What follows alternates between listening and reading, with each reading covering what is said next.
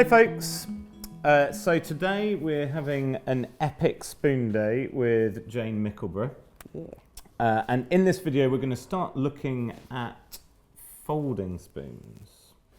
So what is a folding spoon? It's a spoon that folds, Barn. Good grief. It's a spoon that gets small enough so you can put it in your pocket. Right, okay. And So in the olden days, pockets were very difficult to make. They were often very small. And not particularly, but to fix that, someone would spend 2 or 3 days making a spoon that could fold. No, it's a party spoon, it's a show-off spoon, it's a status symbol. Yeah, okay. But the other thing is that box wood, which is what they were all made from, was, it's hard to come by in big lumps. Right, And it's, yes. you can use a big lump to make the bowl, and you can use a little tiny lump to make the handle. Okay, yeah. As well. Interesting. So that's another theory. Yeah, yeah, behind nice. How they worked. Yeah. They are incredible things. They're bonkers, aren't they? And yeah, I suppose also maybe where it folds, it could be a thing where it kind of maybe protects it a little bit, or... Yes, possibly the end of the bowl can be protected, because that's always the tip of the bowl that gets broken, isn't it, on the spoon? Yeah. Yeah. Interesting. Yeah, they're definitely... I mean, I hadn't really thought about it before as to why people would do it. But you had to take your spoon. If you were going to a wedding, you had to take your Yes. own spoon because there weren't enough spoons to give out to everybody. Exactly, yeah. And if you're dressed up in your best, you take a posh spoon. Yeah. I suppose it's almost in its own case, maybe slightly keeps it cleaner, keeps dirt off it maybe? No. Don't think so, no. I think sometimes they were tucked in over a pocket, so it should have shows the spoon off, although it's only the back you'd see. Oh, that's a nice... Or tucked in a hat band. Or, Yeah. Yeah. They were definitely show-off things. Yeah. Yes. I've got my spoon. I'm going to a wedding. I'm going to a festival. And actually, I suppose if you've got a long spoon like that, it's more prone to snapping, I would have thought. Oh, yeah. Yeah. Whereas something shorter like that is less prone to snapping. That's right, maybe. yeah. I keep this one in my pocket. I've done it for a few years now, and it hasn't come to any harm. Yeah, that's a beauty. But it has to fold properly. If it only half folds, then if you put it in your pocket, it'll break. What I love is where the decoration obviously follows the form of the hinge, so that the lines that you have from the hinge, you're not form just, part of the decoration almost. Yeah, yes. exactly. So it doesn't look, oh, there's a hinge there. It just looks like a pretty design, which I think is really nice. Oh, there's a fish on the back there. There is. Okay, so where do these spoons come from then? Folding spoons. Well, we're Brittany, of course. Yes.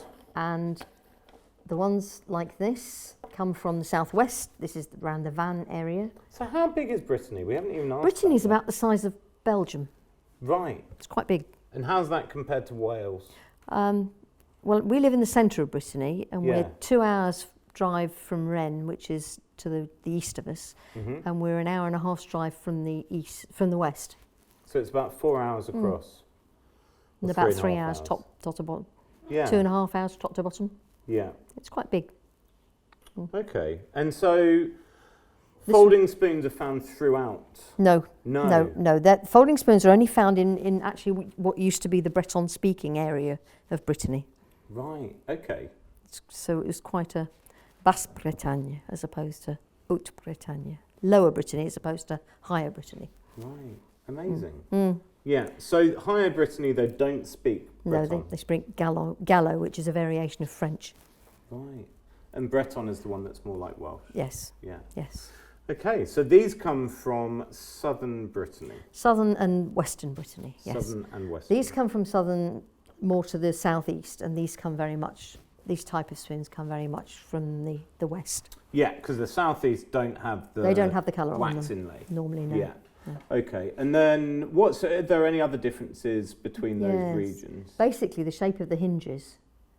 In the southeast, the hinges are more graceful. Really, they're longer, they're narrower. Right. More an integral part of the spoon neck.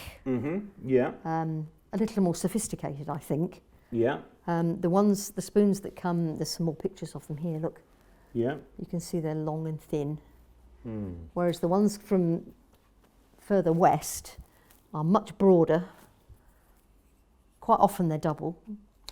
Oh, okay. Well, not that often, but you do. Yeah. It's the only place you see the double ones. Much broader, much flatter, and nearly always just have this separate little boss Right. to give you enough thickness to make the hinge. So it's a very, very distinctive difference in the style of hinges. But the mechanism's much the same. But so all of these ones, it's a wooden hinge, so it's made out of 2 parts, Yes. and then you've got a metal pin holding it together. Yeah.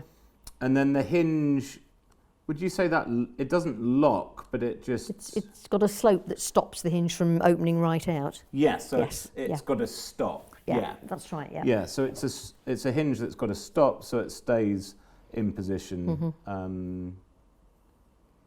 Right. And all the old spoons have got metal pins. People Right. keep saying, why don't you use a wooden pin? Yeah. They just break. Yeah. They're just not strong enough. Even brass, I've tried brass pins and they don't, they bend. Oh, okay, so this is just steel. It's just a piece of steel. Yeah. It's a little, I use stainless steel annular nails. Annular. They've got rings around them. Oh, okay, yeah. So it doesn't, once it's in, it stays in. Nice. And so the one in the middle's got a slightly looser hole, has it? So it slips. Not really, no. They do tend to work loose after a while. And what I tend to do is just peen them a little more just to tighten them up. Oh, okay. Yeah, great. Great. Right, so if someone wants to make one of these, Buy the book. we have the perfect option. So Jane has got her first book here, and it goes through absolutely everything that you need to know. So we've got all things down to like grain orientation, which I guess is really important on the hinge. Definitely. It could be very weak if you didn't get it lined up properly. There's lots of old ones with breaks where Yeah. the grain is in the wrong place. Okay, so you've essentially got the grain running through the small part of the hinge. And then we've got everything here from the kind of laying out techniques for sawing, measuring. What's the trickiest part to do? Cutting that hinge mortise and getting it nice, Yeah. and getting it nice and parallel and matching the other one.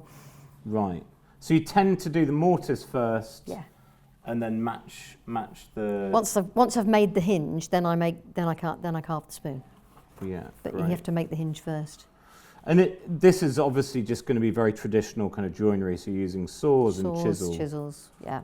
And with all joinery, the major part of it is going to be marking out accurately, That's right. and then trying to saw in a straight line. Sawing in a straight line, that's the hardest bit. Yeah. Yes. Okay, and so this is covering the complex bit of getting the pin in the right Getting the pin in the right point, yes. because you were telling me That's that right. actually often you see on old ones where they've put the pin in slightly the wrong place. Absolutely. Snap the hinge. And the hinge doesn't fold completely, and if it doesn't fold completely and it gets put in your pocket and squoze flat, then it breaks. Squeezed. Sorry. Is that French again? Squeezed. Okay, so that's great. So that's basically just taking you through everything. And I think it's a fantastic book that all of you guys should go out and buy because I think it's just really fascinating.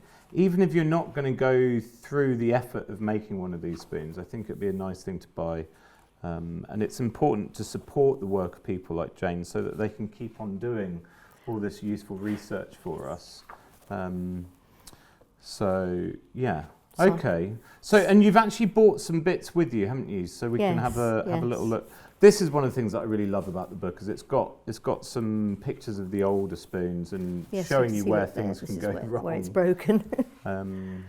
Yeah. I think it's a All the very useful disasters. way to. And I've made all approach those mistakes. Yes.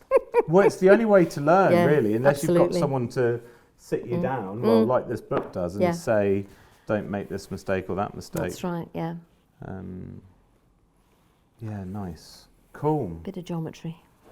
So, go get this from Jane's website. There'll be the link. With a foreword by Barn. One of the best forewords that have ever been written. Absolutely. I'm a published author as well, you know. Absolutely. Yeah. Yeah. We sit here almost as equals. Someday I'll make a fancy folding spoon. I don't think they'll ever be quite the match of these. Yeah, so this has been published with another wonderful woodworker called Sean Hellman. And his wife Lucy. Yeah. So he's done a book on shaving horses, hasn't he? Oh yes, Yeah. Shaving horses and other woodland vices. Yes. Which is a brilliant name. So yeah, it's great that it's people in the woody community working together to get stuff published. So I think that's really great. Yeah.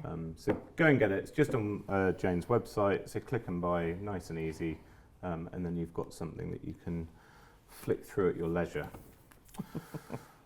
Okay, so in here we have some of the bits. I'm not going to pretend to know what's going on. I'm going to pass them over to you, Jane. So where do we start?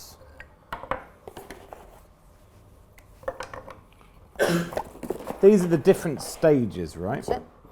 Okay.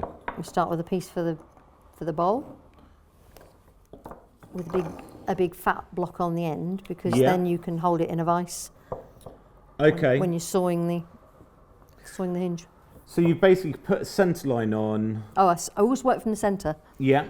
Because sometimes the wood's got a curve in it, and sometimes there's a little piece of wood, a little bit of box. So I always work from the centre line and measure out, centre line down and round, all the way around the outside. And so this needs to be dry, right? No. No. Okay, so you can do it with green. No, I make it out of green wood. Right. You don't carve dry box. No. No. Not big lumps like that. No. Not very fun. No. Okay, so you make it green and make it green. Everything should shrink at the same rate so it all sticks together. I do try very hard to make sure I keep the orientation of the wood the same from, or especially if I can get it from the same log. Yes. So right. Okay. But it doesn't always work like that. So you have your two bits. Mark them out. Mark them out. That goes that way. It says top. Nice. That makes sense. Yeah. That's. And there we go. We've got that grain orientation there. So that's the fragile part of the hinge. Has got the grain going straight across it along the longest bit. Yeah, that's right.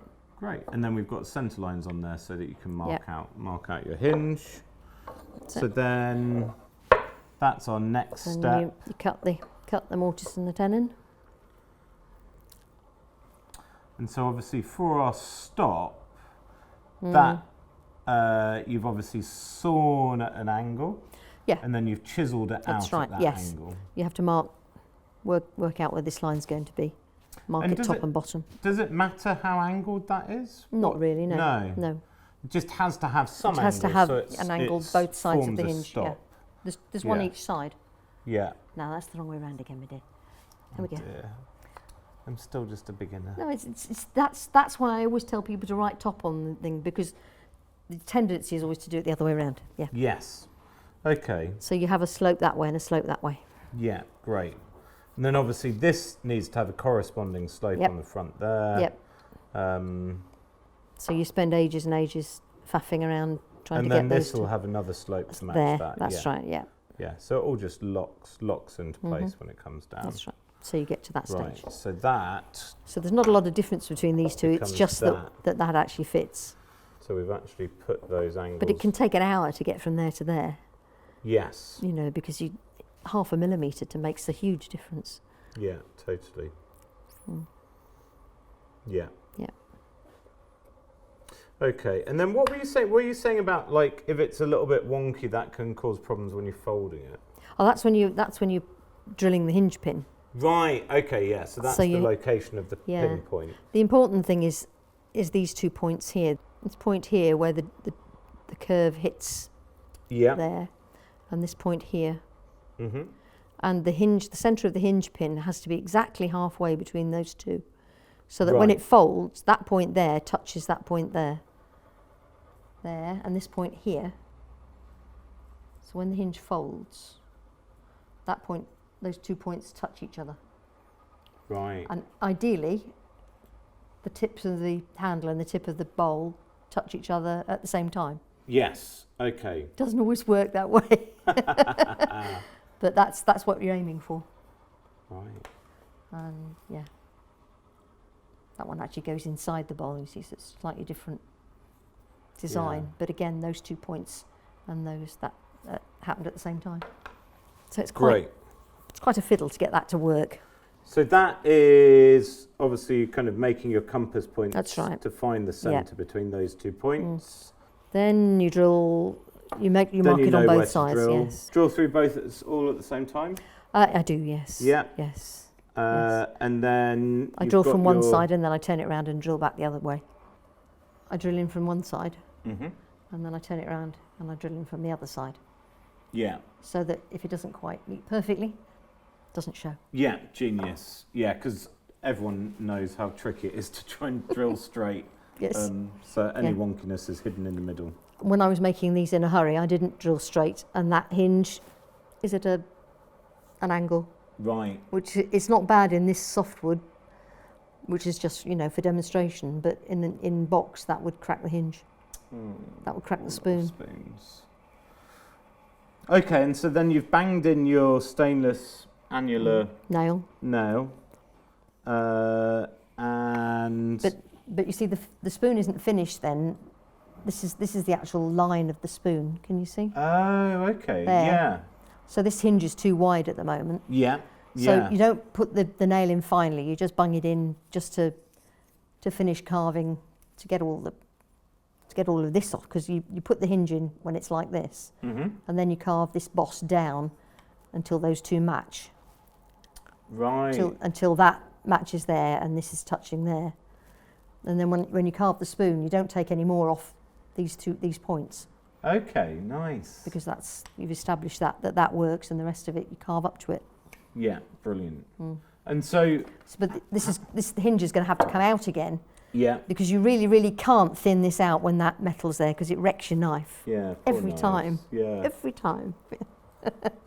I've tried it, yes. So then do you carve the outside, do you then measure it, cut your nail to the right Cut the nail to size, the right and side, then just bang it through, in? and then peen it, yep. So you peen it slightly on either end. Yeah. How are you doing that? Just on a bit of metal? A bit of with metal with a little hammer. Yeah. Just tap it. And you'd only have to tap it quite gently. Yeah, okay, Yes. that's great. A couple of times in courses, people have really padonged on and broken the spoon, which is really upsetting. Yeah. Yeah. Okay, and so when you've So done all of that's that, all- then you can do some finishing touches around, and Yeah. obviously... So the book takes it to that stage. Yes, and then you've got to do all of that malarkey.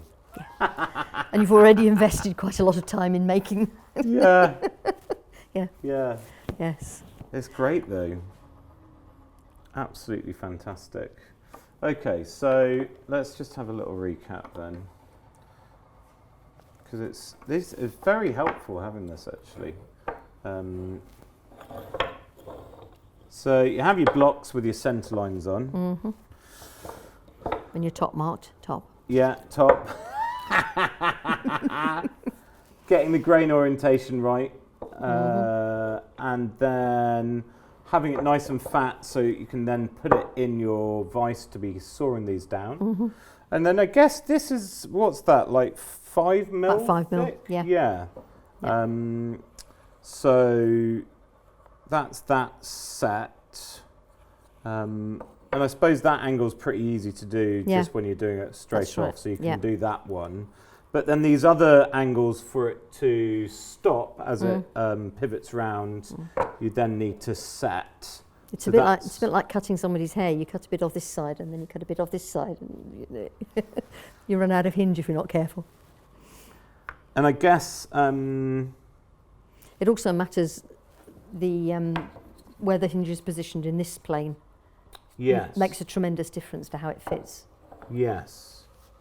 So how do you decide? Do Oh, you like- always just do it from the Yeah. top surface? I tend to, when I get into this stage, Yeah. when I get it to this stage, I tend to decide where it's going to be in terms of relative height, Yeah. so that so that you get this nice line. Oh, great. There you go. Yeah. So that the shape of the spoon, you know, Yeah. the sideways shape is nice, because otherwise it could be like that, couldn't it? Yeah. Well, it's Very your easy. way of setting the crank. Yeah, Through exactly. joinery. Yeah. Yeah. And people thought bent branch was the way right. to do it. well, No. yeah. Well, Just quite 2 days of work. often I get a bent branch for this piece Nice. and a straight bit for this piece if I can. Yeah. But then I'll plane that off with a draw knife, so that I've got these flat. Yes. So I know that that's the right, you know, if those are together, then I've got it in the right place. Yeah, that's great. So you've got that all aligned. We've got a nice tight fit. Do you cut it exactly to size, or do you do it so that you can just take a little whispers off either side until it fits do it, perfectly? yes. Yeah. And how do you do that? Is that just with a chisel or a little plane? I used to use a knife, and Yeah. that didn't work. And then Fred Livesey told me about these amazing little Japanese plane makers chisels. Oh, okay. Nice. And they are just amazing. They Yeah. cut like razors. Yeah. Dead flat. Nice. Yeah, really good. Lovely tools. Plane makers Chisels. No, not chisels. Sorry. Plane makers rasps. Right. Okay. Sorry, I got the wrong word. Yeah. Yeah, Nice. plane makers rasps. Great. So I actually use rasps, Yeah. but they're good. Yeah. Cool. Amazing things. Yeah, we'll have to check those out. That was Fred who told me about them. Yeah. Fancy rasps are definitely a great thing. Yeah, they were an eye opener. Was it very expensive? Yeah. Yeah, but it's worth it sometimes. Yeah. Okay, so you get that a really nice fit, and then you've already got your angle on the handle, and I have got it the right way around. Yep. So then, and you've chiseled this angle in. Yes. So next step would be sawing that, and then getting this one right. Yeah, a bit at a time. So you saw this first, and then you're getting that, making sure it fits on the top. Yeah. And if you want to know in detail how to do it, then you need to get the book. Okay, so once that's done, then you do your magic thing to find your mark pin. for the pin place. Yeah. And that was the point between. I can't really remember actually. Was it here and here? Yeah, it's where the bump starts and ends. Yes. Yeah. So it's that magic point there. Yeah. And once that's drilled, you're then actually taking. Yeah. Once this one's drilled, once this is drilled and the hinge is put in place, then you can cut these two pieces off side, front and back, and you keep trying it until you get it as far as you want. Yeah. So it's not a question of looking at the pattern and cutting to the pattern. And Yes. you have to do a little bit and try it, and then do a bit and try Totally. it. Yes. Yeah. Yeah. So it's the classic thing of like you draw the pattern on, But you that's a make it guide. as best as you possibly can, drill it, and then you see what reality is. Absolutely. And Yes. you're whittling away on the top here and down here Yes. until they Yeah. meet. Yeah, And then you've got your surfaces set. that's right. Once those are set, then you can take the pin out again and carve the sides, Yeah. so you don't destroy your knife, And finish carving it, and then you finish carving it. whack it back in. I cut lots of this big lumpy stuff off with a saw, obviously. Yes. Yeah. When you whack the nail back in, peanut. Peanut. Yeah. Beautiful. Very, very, very cool. Happy days. Yeah. Definitely need to have a go at making one. I think I need to spend some time with your book and get myself a really nice lump of wood. Sure. And In your spare time, Bart. yeah, but I'm not gonna. I don't think I can go too mental on the decoration. You don't have to. No. You don't have to. I think you could do what I've done before and use maybe a piece of walnut for one half and a piece of something that was really light nice. coloured for another one. Yeah. That would be. Yeah, cool. All right. So, in summary, folding spoons are magic. Definitely worth a go. Find out more about them from Jane's book, and we'll all wait with bated breath for your next book on the more kind of decorative side of your spoons. I'm hoping to make a follow-on from that. Oh, okay. What's that going Well, to be? to do how to do the chip carving and the inlay Right. Yeah. and some idea of the general decoration styles. Yeah. Cool. Yeah. patterns. Are you going to have Patterns. patterns that people can trace Sure. and stuff like that? Yeah, why not? Yeah, brilliant. And if you ever want the opportunity to try and buy one of Jane's spoons, then make sure you follow her blog, and every now and again they come up. Yes. And I would try and get one sooner rather than later, because they're only going to go up in price, I would have thought, as the Breton spoon demand is rapidly increasing. Yeah. Yes. Yeah, and I don't take commissions. No, only a fool would take commissions. Absolutely. Great. Well, thanks, Jane. Oh, it's been brilliant. Yeah, it's been really nice, and we've had a lovely time. So, yeah, thanks for sharing your wealth of knowledge. It's been muchly appreciated. Oh, thank you. And I know this lot will love it. Good.